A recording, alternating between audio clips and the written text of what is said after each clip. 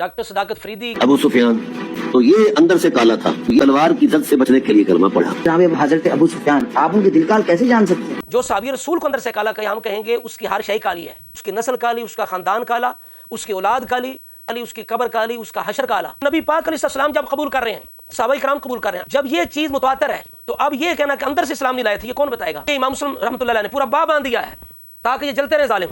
باب من فضائل ابی سفیان ابن حرب رضی اللہ تعالیٰ عنہ۔ اور یہ روایت کس سے ہے؟ حضرت ابن عباس سے۔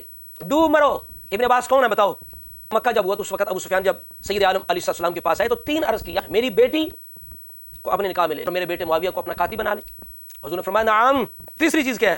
مجھے متعین کریں تاکہ میں کافروں سے قتال کروں۔ طائف کے اندر اپنی آنکھ جو ہے وہ اسلام کی راہ میں قربان کر دی۔ سید عالم کی بارگاہ میں لے کے آئے، آل صحابہ پڑھیں، یا رسول اللہ آنکھ نکلی ہے۔ حضور نے فرمایا آنکھ چاہیے یا جنت چاہیے؟ عرض کی جنت چاہیے۔ نبی پاک علیہ السلام نے لات و منات بت جو ہے وہ گرانے کے لیے بھیجا۔ اور اسی طرح وہ جو طاغیہ تھا، بت تھا، اس کے جو اموال تھے ان کو جب تقسیم کرنے کی باری آئی تو 2 شخص تھے جن پر قرض تھا، ان کی ڈیوٹی لگائی کہ آپ ان کا قرض ادا کر دیں۔ پہلے نجران کے ساتھ جب صلح ہوئی تو حضرت ابو سفیان بھی ان لوگوں میں شامل تھے کہ جن کے دستخط اس معاہدے پہ ہوئے۔